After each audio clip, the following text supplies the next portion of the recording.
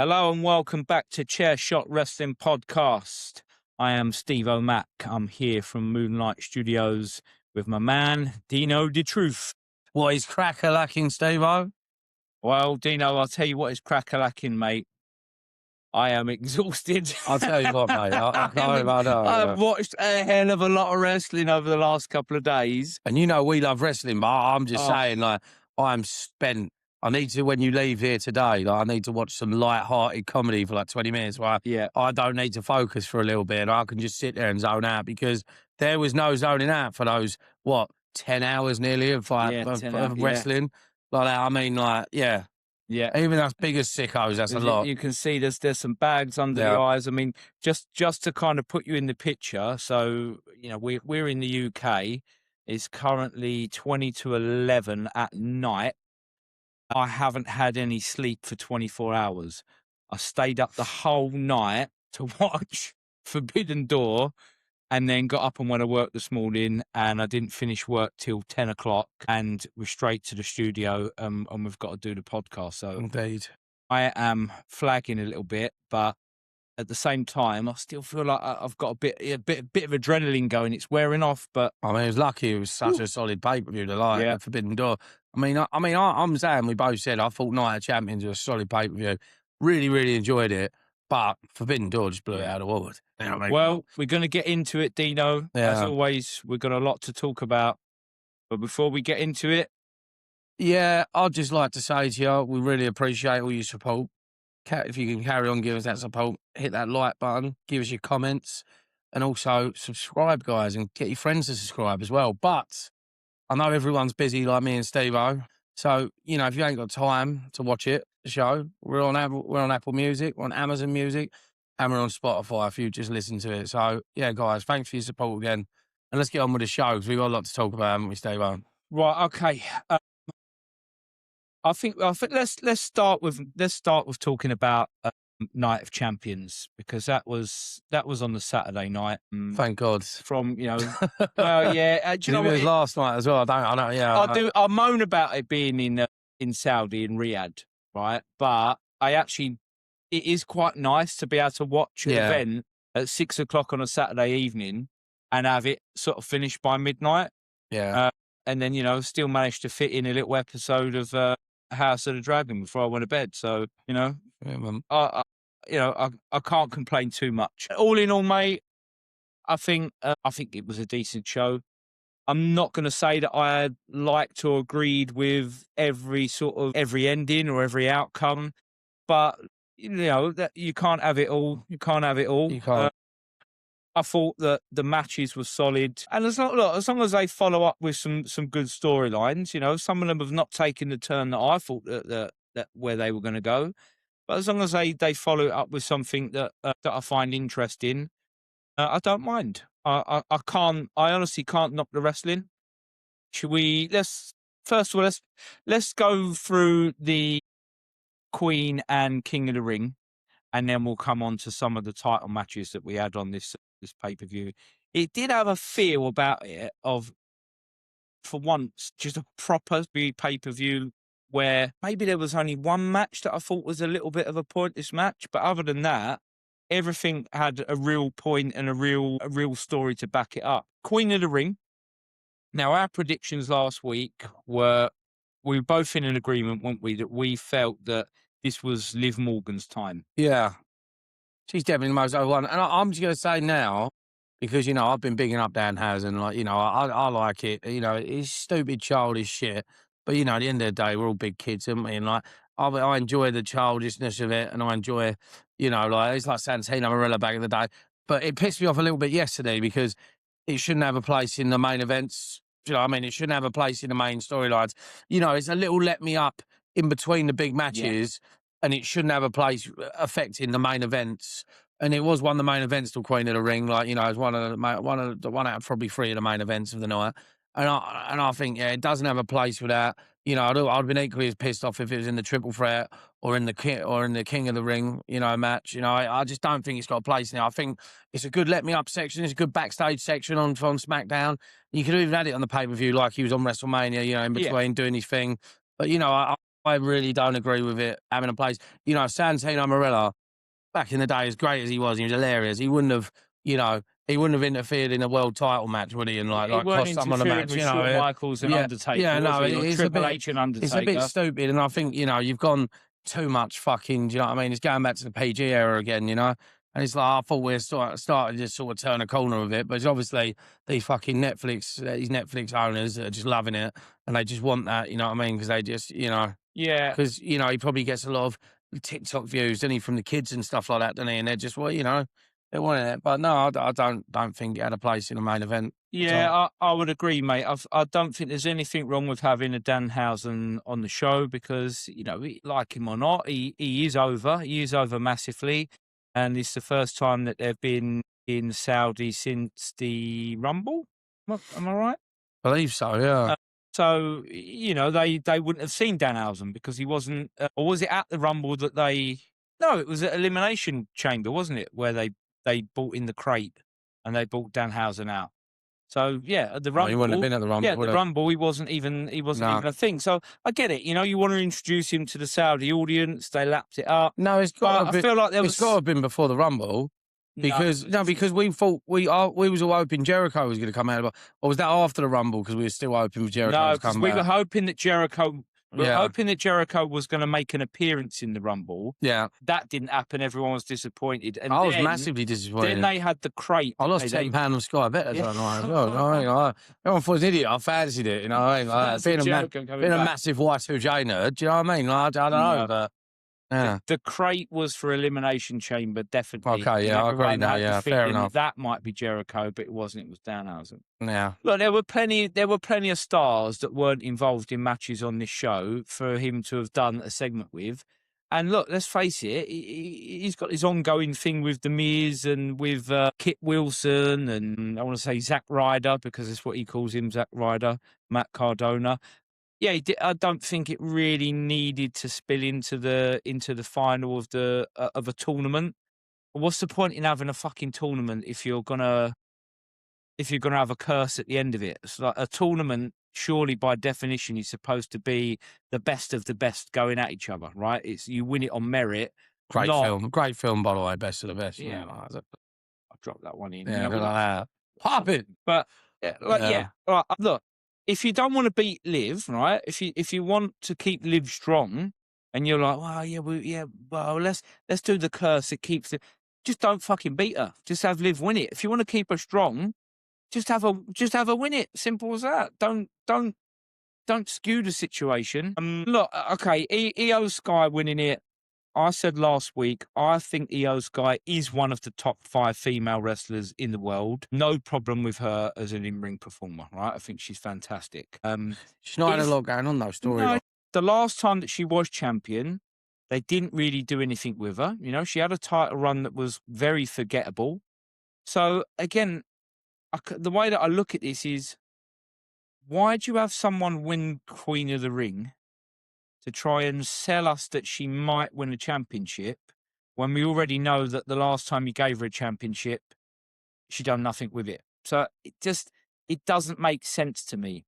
The only story that would have made even a tiny little bit of sense if Io was, to challenge for a title would be to maybe challenge her friend, Rhea Ripley, because she, there's like a bit of mutual respect and it can just be a bit of a dream match, a bit of a dream one-on-one match, kind of no interference. They've done it a lot. Yeah, just a straight off, full out wrestling match. Again, like, these are the 2 best women and let the best woman win. But no, straight away she says, Liv Morgan, I'm coming for your belt. So it just means that we've seen a match, Liv's been cursed, and now we're going to see that match again. Shame, because it was a great match. I thought Liv versus Io Sky was a really good match. But I'm just not in love with the outcome, just because I can't see where it goes. I can't make an argument for where it goes next, and I can't have Liv dropping the belt to Io Sky. I mean, what are you doing with Liv Morgan? There needs to be some. Yeah. There's still a lot more that could happen with Liv Morgan. Like the Raquel. We need the Raquel Rodriguez thing we've been talking about, the split. Where she challenges for the title. You need a little storyline with that, and I think the belt deserves to be in that picture. You know what I mean? They deserve the belt in that picture, and it's like I don't know. Yeah, like I agree with you. It makes a lot more sense, and like she's red hot. I think she's even the most popular. Oh, sorry, Dave. We don't call him that anymore, do we? I want to get in trouble. I don't want to get cancelled. Well, I don't know. I've You still know, got the Bellas, mate. yeah, true. I just think, you know, Bellas she's the most over woman in wrestling in a minute, you know, like bar none. I think even bigger than Rhea Ripley, you know, so. Yeah. So as I say, really good match. Enjoyed the match. Didn't love the ending. And the men's final, mate, was a bit much of the same for me. But well, slightly different. I love Oba. I said to you last week, if there's an entrance that I'm getting on board with, right, and I promise you, I'm not fucking getting on board I was with going to say, I thought you liked the with Yeet any one. WWE entrance. I thought you liked The the only Yeet one one. that I love the eating. Yeah. Yeah, obviously. You got the sunglasses and everything. I see them. I haven't had them on this weekend, mate. Yeah. Look at the face. Look. Yeah. But look, I must admit, the Oba strut is infectious. And if I was there, I probably would find myself doing a little bit of a. Yeah. You couldn't help yourself. You wouldn't be able to help yourself. So I don't mind that. It's all good fun. Look, I'm happy if they're going to push over to the moon. Great. I haven't got a problem with him, you know, being the ruler and now winning King of the Ring. Because on paper, he should be smashing the shit out of Jey Uso.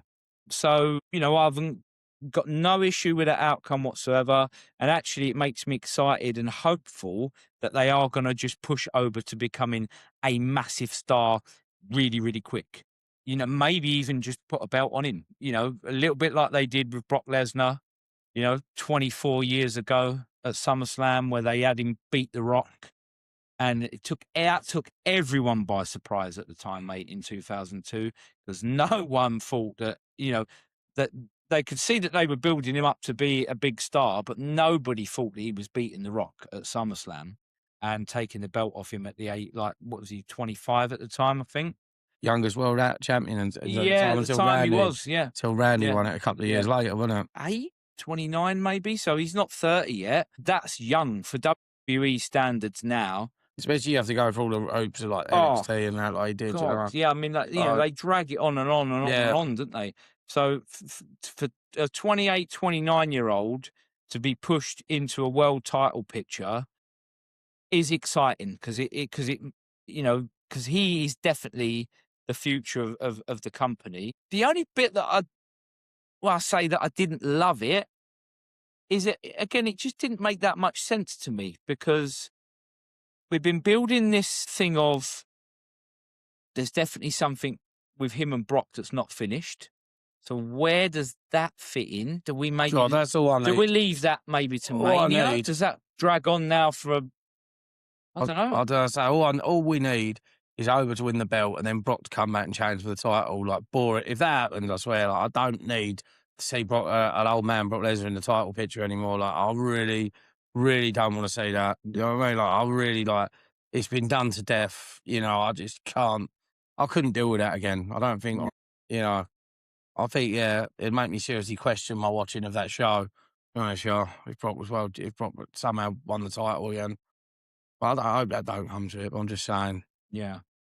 And, you know, I was surprised in a way because it really looked like they were building Jey Uso into having a match with whoever won that triple threat match.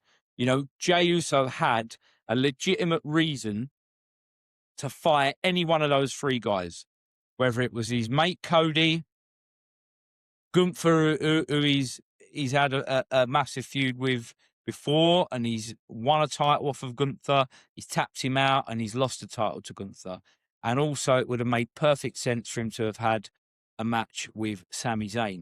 Doesn't make so much sense for me for Oba to go after any of those three. No. Because Oba has been hinting that Roman is the one that he would go after. So that's where it's got to go. The tribal chief against the ruler itself. That's where it's got to go for me. If it's not Oba versus Roman at SummerSlam, then I don't get it. If it is, then I do get it. Okay. And again, it will be it will almost mirror that Brock versus Rock SummerSlam match from 24 years ago, because again, would many people have Roman losing this belt to Oba, and maybe that would come still across as a bit of a shock, because people will go, wow, that was early. He's only been on the main roster for since just before WrestleMania or the Royal Rumble, whenever it was, only the start of the year. So what would that be, like 8 months? 8 months on the main roster, and all of a sudden, he's got the strap. Hey, I ain't got a problem with it. I'd love it. I don't think WWE have got the bollocks to do it. And if you haven't got the bollocks to do it, don't tease it. That's my beef with it. Don't tease it. There was a way that he could have lost to Jey Uso, a legitimate way that he could have lost to Jey Uso, and Jey Uso versus Cody, Gunther, Sami, again, would have been a good SummerSlam main event. But hey, we'll see what happens. We'll see. I hope they pull the trigger on it. Because we all know that Roman already is off TV, isn't he? The last couple of weeks, he hasn't been around. So all this, I'm going to be around the whole summer. Is he going to be around the whole summer? I'll ask you a question now, though. Yeah, go on. Who do you see, if he does go on to SummerSlam and beat Roman, who do you see challenging for the title that is a legitimate threat? And you're like, wow, this is going to be a hell of a main event. I don't know where, I can't call this one. On it, I don't know many superstars. Well, I'll tell you who would, and it would be a fucking banger of a match. Jacob Fatu against Oba. Yeah, that'd be good. That would be legitimate. You'd look at that and go, yes. But is that one that you want to keep? Do you want to keep that one in your pocket for a little bit longer? If you do Roman and Oba, it feels like you don't want to go straight the following month and don't want to do Jacob. But it's a lot. There's not a lot though, is there? That's what I'm saying. No, but then was there? I suppose when Brock won that belt, I think after he won it off of The Rock, the first feud that they put him in following that, and that went over 2 pay-per-views, because I remember the first one was like a double count out or a double disqualification. They put him straight in with Taker. So, they put him straight in with the Phenom. Well, he was the American Badass at the time. Yeah. It was his badass character. And, so you think, yeah, that's a threat. That's a threat to Brock straight away, isn't it? And then following on from that, I believe it was then Big Show. Big Show beat him. He dropped the belt to Big Show. So, yeah, there were some, big guys around at the time that were threatening. I know what you mean. Who is big enough to threaten Oba? Yes, an interesting question. The only one I think is, if they put Seth, would be a good match maybe against him. If they'd done the Seth, the Architect character. I know you're not out on Seth Rollins at the minute, but it could be a big push. I mean, well, I'll tell you what. While we've mentioned that, we might as well tie that straight into the next match again, because for me, if I was booking these matches, look, it was a cage match, right? I knew I'll tell you what, though, out of all of them, that was the one that I was most disappointed with. And the only reason why I'm disappointed with it is because I know that it can't live up to any type of cage match that AEW are going to deliver in terms of brutality. Can I just say, though, I know what you said the other week, but I've got to admit, me watching it, I didn't hate the idea of the cage match, just because I know we've had all these extravagant cages, but sometimes it's the classic cage I grew up with as a kid. So sometimes I like it for the nostalgia. Do you know what I mean? Like, I know what you're saying. Like, we'll get onto it, but that cage in AEW they had on the weekend was fantastic. And the blood and guts one. And then you've had, even in the War Games cages on like WWE, you've had some phenomenal cages. Elimination Chamber, Hell in a Cell. They're all way better than it. But I don't know. It's just like, for me, I don't mind it every now and then. I wouldn't want it like all the time, but I haven't seen it in a long time, and I didn't hate it that week. That night, if I'm being honest, I have to be honest, I didn't hate it because I haven't seen it in years, and I thought, oh, you know what? I remember it made me think about some of my great ones I watched. Like, I remember I can't remember what pay-per-view it was, the X-Pac Chris Jericho one, where like years ago, I was one of my. I must have watched that match on VHS again and again. When the X-Pac's escaping, he kicks the door and he falls onto it, and stuff like that. The only thing I've never got with a cage match is a bit weird, and people always shit all over it. And I do a little bit agree, but it's just, I suppose, stipulation of the match. That why, you'd want to escape from the cage to win.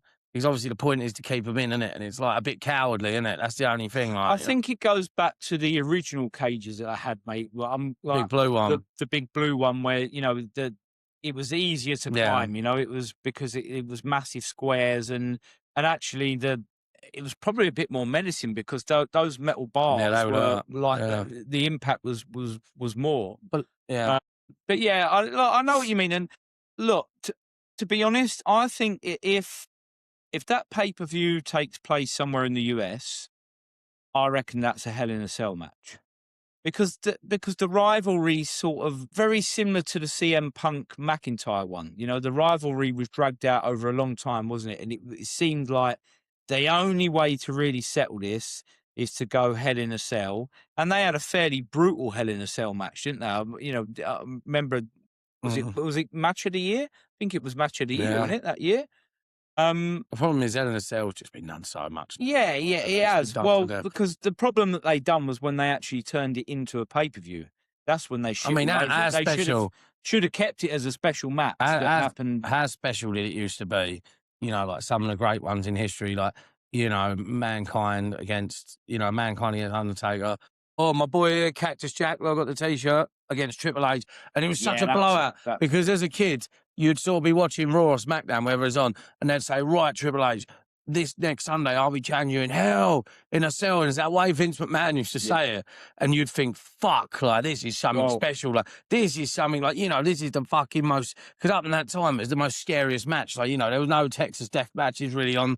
I mean, they did them years ago, but it weren't popular then. Yeah. There was no War Games. There was none of this. It was like, that was the big blow-off point. And like, you know, it got to the point where it's the most deadliest rivalries ended in that, you know what I mean? It was like, you know, I remember Stone Cold Triple H would have the 3 stages of Hell match that culminated in the, you know what I mean? I think that was a cage. Oh, that was a cage. But there was lots of weapons. You know, involved yeah, in but that. you know what I mean? It was such a blow off, wasn't it? Like, fucking hell, you know, like these two now, they're going to kill each other in this cage. It was so exciting. They got done to death. It didn't feel that special. Yeah. And then they had that one where they ruined, then they made the cage red and that, didn't they? I don't know. There was that silly one with the Fiend when they fucking had it black and white for the whole match and that. I didn't see that one either.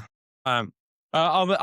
Look, I've been lucky enough that I have seen a Hell in a Cell match live, and going back to what you were saying about when the moment when you introduced that match in the build up, like in a promo. Remember the way Vince used to say it, like Hell, in a Cell. But there's one promo that still gives me chills now when I watch it. And it was the Triple H Undertaker one, following on from WrestleMania 27, where Undertaker beat Triple H, but Triple H walked out at the end of the match, and Undertaker left on the stretcher. Yeah, you know, he came back and he was like, "I'm not having that as the last memory of me at WrestleMania. You know, I want to fight you again." And Triple H was like, "Nah, I'm not going to fight you because I know what you want. You want this."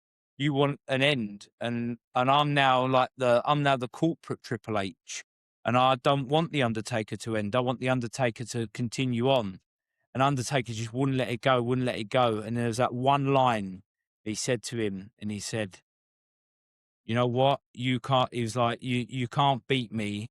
He said, "Because your friend Shawn Michaels couldn't beat me. Shawn Michaels was always better than you." And then you get that little thing. Do you remember it? Triple H just as much as Shawn's his boy, just they were so competitive, weren't they, with one another, him and Shawn Michaels. And then he turned round and he storms back in the ring and he's like, "You want an end, bro? I'll give you an end." He's like, "But if we do this, we're going to go all the way." And it was exactly like, Hell in a Cell. That's what I mean. That's a blow-off, isn't it? And because I knew that I was going to that, because I knew that I was already knew that I was going to that Mania as well. And that moment was just like, fuck, I'm gonna see a Hell in a Cell match. Yeah. But yeah, they were the ones, like you said, before it started becoming a pay-per-view and it was done to death. I mean, Triple H was sort of the king of the Hell in a Cell for a while as well, because I think he went for a stage, he was undefeated on them. He beat Nash, didn't he? He beat Jericho, didn't he? It was his match. He beat Mick, didn't he? Like that. He just like that, you know, he just like, I don't want. He beat Shawn. Yeah, he beat Shawn. All the Hell in a Cell, like, he sort of was he was the one, wasn't he? Didn't he have Batista? Him and Taker. Batista. beat him, I think, in Hell in a Cell. I remember Might Batista. have done, yeah. I think that might have been his one loss. Let But us know, guys, if we're wrong, you know what I mean? 'Cause I remember vaguely there being a match for that's it. what made that one so special with him and Taker, is that they both had that history with that match. Anyway, we digress. We've gone off track. It's easy how done, did we get isn't into Hell in a Cell? Oh, yes. So I think that if the Seth Bron Breakker match was in the US, I think it would have been a Hell in a Cell. And I think that's why they threw a load of weapons in at the start. I like that storyline. To try and give it that feel. Well, I like that storyline at the start because it made it. I thought it added to the story that like Seth was trying to get in Bron's head, and where Bron's had this sort of hothead character, you know, and like you see him, he just put all the weapons in the ring, and he sat down in the chair just waiting for him patiently, as if to say, like, yeah, and he was riling him up, wasn't he? Like, you know what I mean? And I think like he's played into this sort of like Seth going back into the like they call him the architect, and it's like, you know, and Braun like has been this, you know, he cost like, you know, he put Heyman in the hospital, which has cost his team like dearly. You know, he lost the tag titles. He's obsession with Seth. You know, last week on Raw. Now Seth's playing it. Come on, like riling him up. You know what I mean? Getting in his head. And I think he's going to play for it. And it's made him look a bit like, oh, he's just this hothead character. And, you know, once he gets over that and, you know, if Heyman comes back and coaches him, you know, maybe like, you know, take him to the next level, you know, that's what he's planning to. What did you think of the match anyway? Look, it was all right. Sloppy wording in parts again. For me, if you're looking for legitimate challenges for Oba, right, Bron wins that match. You put Bron over again, I agree. and you turn Bron into this guy that goes, right, you've called me out. You know, you've told me like time and time again that I'm not ready for this, and I've proved you wrong. And actually, like, imagine how like a proper hothead Bron against Oba, that would be believable, because you would see that actually Bron Breakker would do Oba some damage. Yeah. You know, you could see that happening, couldn't you? I hate this. So I'm not, again, was it the best outcome for me? Do I want to see Seth in a title picture again? Well, that's the way it looks, because, you know, you can't be making, you know, like ruining, you know, like push for like one of your biggest stars at the minute, one of your big up and coming stars, and then like, you know, not putting Seth in the title picture. But then again, you know, some of the older guys might be watching Bron and thinking the same thing we are, thinking like he's so good and he's got such bags of potential. You know, he's so explosive, he's big, he's quick, strong. You know, and you know, he's got all this potential. He's got a family lineage, but I don't know, he's just not the finished product yet. And I think maybe they're thinking, or maybe, you know, maybe they give Seth the wings. They're thinking, well, you know, Seth could be put in that title picture in the next few months, where they don't think Braun's ready for it. And I don't personally think Braun's ready for it. I think he's a year or two off. Yeah. To be honest, yeah. Like, I hate to say it, because, you know, I could fucking see him in the title picture, and I could see him with the belt around him looking good, you know, and like being like later on, but I just don't think now's the time. Yeah, but if you've got Oba as a champion, you just you project Bron into the title picture, but you don't have to drop the belt to him, because, you know, there's nothing wrong with Oba beating Bron, because that's believable for me. But this is my fear, right? I'm putting this out now, right? It's the 29th of June. We've got a fucking long way to go to WrestleMania, but this is my fear. My fear is that on that whiteboard, right, in their boardroom, that they sit down and they come up with their creative ideas, written at the top of that board is WrestleMania, Roman versus Seth. That's my big fear. Because I don't know about you, I am not emotionally invested. I want to see it, to be honest with you, but maybe not a Mania. But have we not already seen it? Yeah, but It's not a once in a lifetime match, is it? Roman's never legitimately beaten Seth. That's the only thing that you could sort of say. Well, that's why I don't want to see it. Yeah. I don't want to see it because the only story you've got left to tell me is that Roman faces Seth and Roman beats Seth, and then that means Roman's then had the belt a full year, Mania to Mania, and then past Mania, because he's beaten Seth. Do I want to see that story? No, I fucking do not want to see that story. You're hating on Seth these days, aren't you? No, I don't. No, I don't want to see Seth versus Roman, knowing that the only outcome that's interesting is that Roman beats him. Yeah. All right, What's the no, point of that? no, fair, but I'm saying is I want to see it, but I don't want to see it at WrestleMania. That's what I'm saying, you know. I'm not. Like, On one of the look, other pay-per-views, I wouldn't mind seeing it. A Survivor Series. Punk Roman was different because Punk Roman, they had the history, they hadn't had the match, right? They'd been on different courses, you know. Punk had gone away, come back, goes to AEW. Roman's been the dominant one for 4 years. That was different. I was interested in that match. They built it really well, and you know what? You can't argue with the fact that it delivered, mate. Absolutely it's a great delivered, didn't match. it? It was a great match. Do I feel that you could do anything near to that with Roman versus Seth? I've got my doubts. That's just me. I've got my doubts that you can because of, as I say, I just think we've been round and round in circles. Yeah. I see what you're saying a little bit. So again, we've spoken about 3 matches, mate. We've said that they were all good matches, but they were the story, like the ending, but the ending we wanted. Maybe not what we wanted. And I could not take even it on not even what we wanted, just more what made sense. I'd say. I could take it on the chin if it was 1 out of the 3 that just went, like, was a bit of a swerve ball, and you went, well, I didn't see that happening, but okay. But all 3 have not made sense in terms of the story that we've been telling, which sort of shows me that, have they got a long-term plan? Are they just fucking making this up week to week? Just like sitting in a room, just going, fucking hell, we need a show this week. Let's have him come out. And I don't know. They make out that it's all about this long-term booking, but I don't know if it is. I just don't know. I didn't make any notes, mate, because as I said, you had Ricky. so You had Ricky Trick Williams against Ricky Saints. I'm running on, as JR would say. Normally, I'm the point guy and you assist. You know what I mean? Fighting on instinct. I'm fighting on instinct. Yeah. I'm just going with what I can remember. Yeah, we had Ricky Saints, our boy. Who that? Oh, hey. How can you forget about Trick? The fucking Saudis love Trick as well, don't they? Who don't fucking love Trick, mate? You go to a tribe in Africa who haven't got a TV and they'd love Trick. You know what I mean? The geezer's just like, you know, he's just unbelievable. He's just over everywhere he goes. How can you not like him? He's cool. And I like this little Yachty. I really like him as a manager. I do. I think he compliments Trick really well. And he doesn't, like we've said before, he hasn't got a massive ego. He tries to make it about him. They have a connection, definitely, don't they? Yeah, cool. We're both cool geezers. And you can tell, like, you know, Trick just fucking. Can you imagine what that wedding was like? You know, I was talking about, I think it was on SmackDown. You might not have seen it. You know, Trick Williams wasn't there the week before. Yeah, he got married to that last legend, didn't he? Yeah, so they were talking about the wedding that he had, and that, you know, they had like this massive party. And can you imagine what that was like with him and Ricky Yachty? I was a bit upset I didn't get my invite. Like, you know, I've been bigging up Trick. I'm a bit disappointed I didn't get invited sent to me. You know what I mean? Like, I bet there was. I bet there was some booze sunk. He had on his lemon pepper steppers. Oh, mate. Can you imagine what the suit was like that he got married in? I bet it was cool as fuck. Legend, mate. Legend. I haven't seen the photos, but I'm sure they're on the internet. I mean, we'll have to check them out. But I bet he looks as cool as fuck. I'll tell you one thing that I do remember that before I forget, that I do have to mention about this match, and this ties into my little Michael Cole thing, right?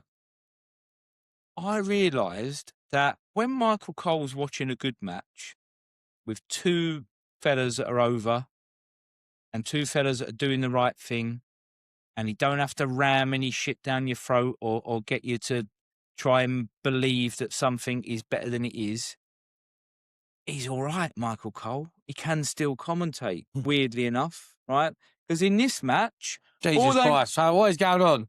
What is going on? I mean, is hell frozen over or something? I mean, honestly, like... You would not believe the amount of praise that they heaped on Ricky Saints. I thought Ricky... Yeah, well done, well done. So just saying, in the last minute, you've not only got Ricky Saints' name right, you've also gone and like big up Michael Cole. And I just want to know what has happened to my broadcast partner. Have you got like an evil twin that Dan has and cursed you? I don't know what's going on. Maybe, yeah, he might have done. But no, but look, they done everything about this match was great. It was a really good title match. The ending was really good. You know, Ricky Starks came, no, I've done it, didn't I? Oh, fuck, he fucked it. Here he is. Ricky Saints came out of it looking strong. They really put him over about how good of an in-ring performer he is. Mate, short of actually mentioning that he had a lot of matches in AEW, you know, they were pretty much saying that, like, you know, he's been around the block, he's been a world superstar for a number of years, and this is why. And they really, really pushed him into being this top, I'm going to say top of the mid-card heel. And he delivered. And him and Trick Williams have got a brilliant chemistry. And I thought that this was I'm going to say this is the best US title match that I've seen since going way back. How about you? Oh, Booker T and John Cena. fucking hell, that was about 24 Yeah, years ago. I'm going back. Maybe Well, 3 years ago. in fact, because John Cena won the US title at WrestleMania. When he'd against Big Show, yeah. Yeah. So he held that. And so him and Booker T had I'm sure it was a best of 5 series. Yeah. It might have been a best of 7. I'd have to check it out. I remember the series, yeah.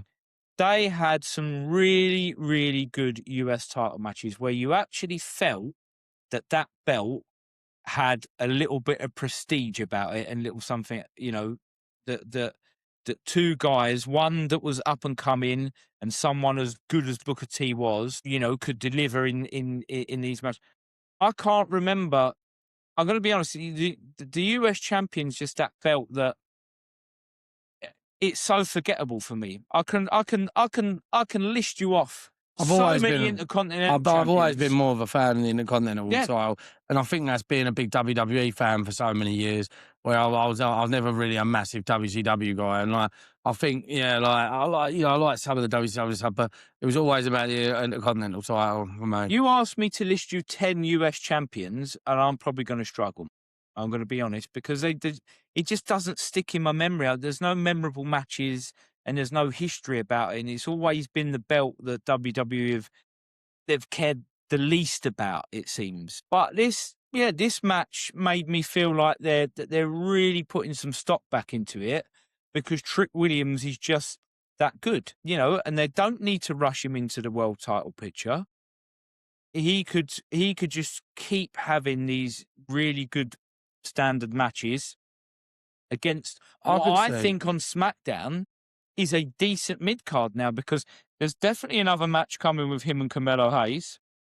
I can definitely see a match with Trick Williams and Finn Balor. You know what I could see? You know what I could think would be interesting is Trick sort of carrying the title all the way to WrestleMania and then going for the world title and sort of doing the Ultimate Warrior thing, where he could sort of like, you know, he could like, you know, win both titles. Then maybe the next night on Raw he has to drop one of the titles or something like that, you know.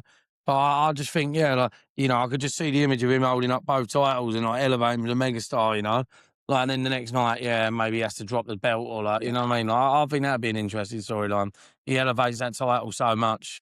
The best champions, mate, whether we're talking Intercontinental or US, whenever they've created a megastar off of the back of giving them one of those belts, right? I'm talking Bret Hart, I'm talking Shawn Michaels, I'm talking John Cena. They don't fuck about afterwards, right? They let them have a nice long run with the Intercontinental belt or the US belt. They get their reps in. They have some great mid-card matches, but once you pull the trigger on it to put them up to the very top, you keep them there. That's the error that they've made with Bron Breakker, mate. Because he's already had the Intercontinental belt, hasn't he? Yeah. He's already had that belt, and instead of letting him go on a run with that belt, and then when he drops it, he's dropped it because you're elevating him up, right? They're fucked about with him. That's what I'm trying to compare it to. Cena's early 2000 run when he had the US title, he sort of elevated him into that. But he had some great matches, didn't he? He had, you know, Booker T. He had like Carlito just coming in. I remember him and Carlito had that really good storyline. But didn't like Carlito see he stabbed him or something? You know, he wanted with someone new, and it was like I don't think you get away with that now, but in WWE, but it's ruthless aggression, and then you know, and it was like it didn't it? When it was it Edge as well, and Pam. I just remember a few storylines. There was a few, yeah. When he was in that SmackDown, that SmackDown poll, they had some talent, didn't they, in that roster then? But I mean, as I say, he was having that best of 5 series or best of 7 series with Booker T. Renee Dupree, I remember that one. Do you remember that? Yeah. That was in the summer of 2004. And let's not forget, Cena was champion by the April of 2005. So he had that belt, and it might have gone to around about Christmas time. And then once he dropped that belt around Christmas, that was it. That was He interesting, was- didn't he? I remember, didn't he drop the title to Orlando Jordan because he was JBL's main guy, and they screwed him over, didn't they? 'Cause I think he they built beat it him into the like, storyline. yeah. Yep, they And it did. fueled. And I remember he dropped the belt just before WrestleMania, like the week And before, a week or 2 weeks before, and it like fueled him because he was so angry. He Like, went a long way in the Rumble as well Yeah. that year. There was a little, Yeah. because there was a few people Batista thinking won that it, he yeah. might have. He went a long way in the Rumble. They were the two big up and comers then. Yeah. But then I remember it sort of played in with the battle, going back to the belt, playing the storylines. It fueled him just want to beat JBL that much more because he cost him his title that he elevated, and I made ease for nearly a year, you know. So look, I mean that was one of the better bits of the show for me. Trying to think what else have we missed off before we move on to the triple threat match. Yeah, the one match that I felt probably didn't need to be on there was Tiffany Stratton against Jade Cargill. But at least what they did with the ending, Charlotte. it was because of Charlotte Flair coming out to get a little bit of revenge. My prediction Which made for the sense. idea didn't make sense because I thought she was going to sit out for a while. It's only been 2 weeks. Yeah. You know what I mean? So, I didn't make sense to me. You thought that she'd go away and come back. Obviously, like, I think what they've gone and done now is they've said, like, Jade Cargill, like Triple H is so desperate to make her a megastar that I think he's gone to Charlotte and said, you're going to have to work with her. Do you know what I mean? And, like, put a great star with her and show her the ropes a little bit because she's not getting it, you know? And and he is obsessed with it, but you can see that he loves the bodybuilders, doesn't he? Always has, 'cause he's a bodybuilder. Mate, she looks fucking dangerous to me. Like, I mean, there was a bit where I'm sure she almost knocked Tiffany Stratton's tooth out, where she hit her with his knee. And you could see afterwards it was bothering her. She kept, like, it wasn't selling it. It wasn't about selling the move like some wrestlers would do. You could see genuinely she kept, like, sort of, something wasn't right with her teeth or her gums because that Jade hit her with something too much force. She just looks a little bit dangerous to me.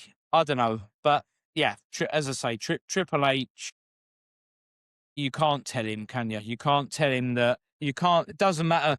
Doesn't matter how good fucking Daniel Bryan or Bryan Danielson has proved his point, right? How good he was. And he proved his point that you don't need to be a big guy to make it right to the top.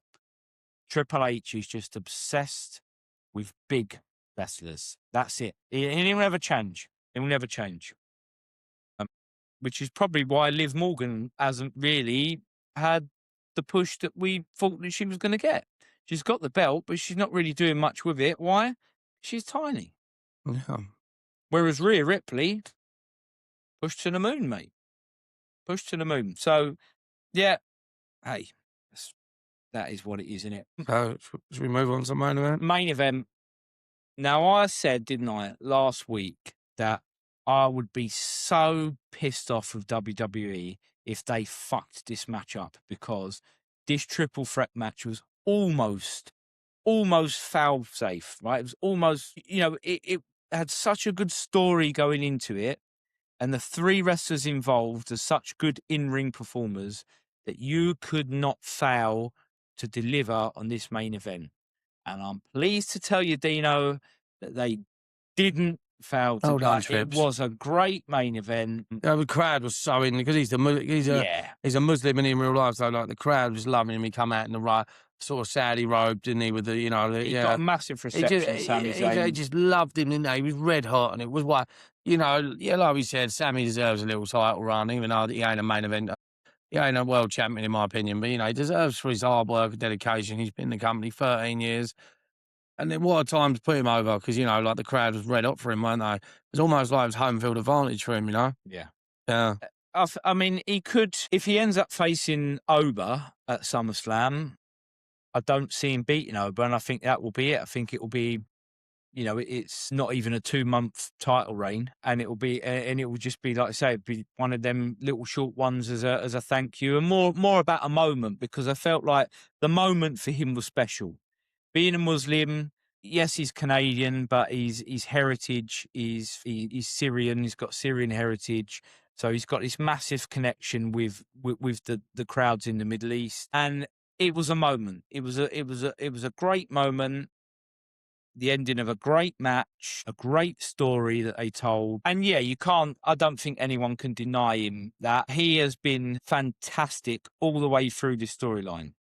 Since the second that Gunther switched over to SmackDown and got tied in with him and Cody, I think Sami Zayn has been excellent in every promo, in everything that he's done, and in every match. Yeah, he's I been think he's good, been and it's the right time, isn't it? And I think now, Cody gets a little bit of a rest and stays out of the world title picture for a little while, and then when he does, he's going to be a world champion again. He's going to go on a third run, but maybe or is it third or fourth run? But he needs to sort of go away and like sort of make people want him to be champion again. I think if you do it too soon, he'll just ramming it down people's throats. yeah. But as I say, saying that, personally, I don't want to see Oba versus Sami Zayn. I'd rather see Oba versus Roman. I think that's the better story to tell. I don't want to see Oba just come and plaster Sami Zayn because I think Sami Zayn's got some good matches in him with some guys that are still in and around that. Again, I think Sami Zayn, and Finn Balor could be a really good one-on-one match. Yeah. But you mentioned it before we started recording, and apparently he is back to fitness, and he might even be signed off, ready to come back, and they're just waiting for that moment. They had a little tease, didn't they? A little tease, yeah. Kevin Owens, KO, because it just shows. I think they've had great matches in the past, but obviously Sami Zayn weren't world champion, and there's a different sort of like feel to it. I think I don't know. You tell it like Kevin Owens comes back and like sort of man, I'm so happy for you, using a hug, and he just fucks him up. You know what I mean? Like, and then it just makes you want to watch that match, doesn't it? Like, like we've had that storyline done before with other superstars. And I think sells itself. You know what I mean? well, at the point when Kevin Owens got injured, correct me if I'm wrong, but Kevin Owens was a heel at that point, and he'd just come off the back of a massive feud with Sami Zayn, hadn't he? Where he stabbed him in the back. 'Cause didn't they have that mad match was it at Royal Rumble? I don't know when it was. Not last yeah. year, but the year before. Yeah. I'd have to look that up, but I got it in my head that they did have like a no holds barred match, because I remember this really gnarly move where Kevin Owens fucked his neck up with a power bomb through a table.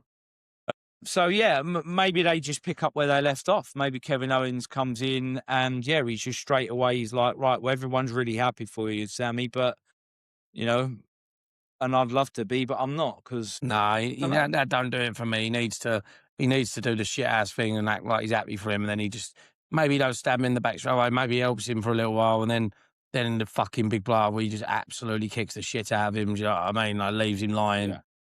That's just KO's character, isn't it? And I miss KO. I love KO.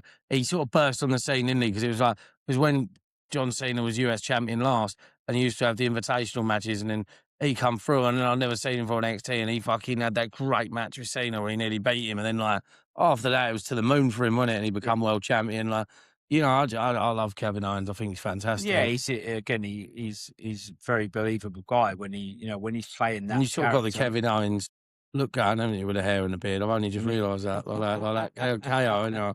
I've never thought about that before. Shit, I don't know so much. Oh yeah. Right, one thing that I do want to mention, mate, about the ending, right? This is really important to me because this was part of my don't fuck it up. Even if Sammy wins it, don't fuck it up. Cody took the pin, right? That is massively, massively important that Cody took the pin. It was a clever flash sort of reversal pinfall. It was a great reversal. I just remember it actually now. That was brilliant. It was great technical wrestling, which you'd think, yeah. But it was important that Gunther didn't take the loss. Yeah, he's gone through enough, hasn't he? With yes, exactly. He could not afford to take another loss in a world title match before people start going, oh well, like what? Is he really this big, believable, scary hell? What's the big deal about it? So that was really, really important. This attention to detail. And again, mate, I was concerned that they didn't have the bollocks to do it, because you know what they're like with Cody. You know, I thought that they snatched the belt off of Cody, but it'd be Gunther takes the pin and Cody loses his belt without getting pinned. Whereas now they're not telling that. So again, this might have even been 2 or 3 weeks ago. Do you remember when I think it was you that mentioned it about this, about turning the Cody character gradually that little bit more darker, that little bit more desperate, you know, almost borderline heel turn. It plants a seed for that, doesn't it? You know, he's been beat fair and square. He looked fucking pissed, didn't he? By the way, like at the end of it, when Sami was celebrating, you could see that he looked so disappointed in himself. But he's got to find a way back now. And we both said a little bit of time out for him, maybe disappear for a little bit. You know, come back fresh, maybe come back a slightly different Cody, a slightly more desperate Cody, a Cody that maybe, you know, a Cody that's maybe not the super baby face. Yeah, it might this might be the door that's open for him to change his character up a little bit from the one that's being criticised from everyone, from the one that people have been saying that they've been bored with. Maybe this is the door just opening up a little bit. What do you reckon, mate? Maybe, yeah. I mean, it makes sense, doesn't it? And like I said, yeah, you know, something big's coming from him eventually, innit? You know what I mean? But it's just, yeah, I think not straight away, in my opinion, you know? Yeah. And also, let's not forget, we've got Punk to come back as well. So yeah, but Punk comes back. Punk versus Sami actually would be something. Just a one-off match, because I don't think he's got. I'd be interested in seeing that Punk versus Sami Zayn.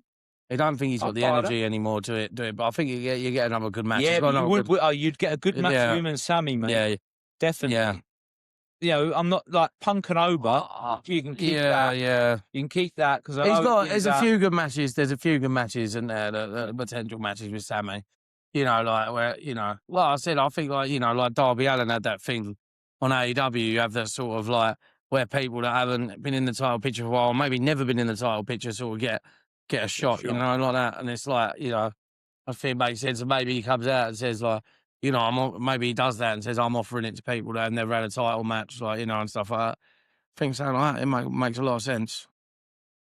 All in all, if I had to give it a rating out of 10, I'd say, although I wasn't happy with a lot of the outcomes, I'd give it a solid 7. I'd give it a solid 7 out of 10. I'm going to say 7.5, because I'm teetering between 7 and 8. It was a solid pay-per-view. I really enjoyed it. Enjoyable show and a really fantastic ending. Yeah. That's what we're going to say about that. Raw's going to be interesting just to see what the fallout of this all is. I'm really looking forward to SmackDown as well, just seeing Sami come out with the title. You know what I'm interested to see with Sami? I'm interested to see what sort of character he comes out as, because he's had this sort of tweener thing now for weeks and weeks. Is he coming out as a heel? Is he coming out as a face? Is he coming out and is he going to be like, oh, you know, and like they're going to be the you deserve it, and he's going to play into that, and he's going to, you know, he's going to be a fair fighting champion, and he's going to issue challenges, and he's going to offer it to all these people, or is he going to be a shit ass and he's going to fucking keep the title for a little bit, and he's going to like win it in dastardly ways? I think it could go either way, and I'm excited to see what's going to happen. He could sort of almost stay a tweener, mate, that he calls his ride or die fans. So he might kind of go like, you know, this is like, you know, this is dedicated to my, you know, to my ride or die fans, but the rest of you can do one, basically. You know, he might polarize the crowd. That could be interesting. Yeah, I'm looking forward to seeing how it comes out. Yeah, we will. You know, it'd be interesting to see what the fallout of the whole thing is, and you know, we'll there's another podcast for later on in the week, mate. After we've watched Monday Night Raw. So it don't stop. There's no rest for us. There's no rest for us. No rest for the sickos, as they say. I do need to get some sleep though. Oh mate, I'll tell you what, I won't be watching. I'm looking a little bit like the Undertaker. I won't be watching Monday Night Raw tonight. I'll be getting a good night's sleep, and then tomorrow we'll pick up again fresh. Because I've not got any. Look, and I'm sorry to all you fans out there, and I have not got any more wrestling in me for the next 24 hours. I'm just like, and I love me some wrestling. But no, I need, light-eyed comedy after this. You know what I mean? Yeah. Right, okay, so that brings us to the end of this episode. If you've liked the chat today, please subscribe, please give us a like, please pop in some comments as to where you think, the next stage of these various storylines are going. What would you rather see? Would you rather see Obafemi take on Sami Zayn at SummerSlam and just smash him to pieces, and we put a strap on Oba and away we go? Or would you rather see Oba versus Roman, and then there's this little bit of, we're not sure if he's gonna, if Oba's gonna be able to defeat him or not. You got all the bloodline shithousery that might come with it. What would you prefer to see? Put it in the comments, and we'll mention them on the next show if anyone could come up with some good ideas. But yeah, as always, remember, nobody talks smack like Dino and Steve O'Mac. And that's D-Truth, baby. But yeah, thanks very much, guys, for all your support. Like I said, hit that like button, hit that subscribe button, tell your friends. We hope you guys are enjoying it. Good night.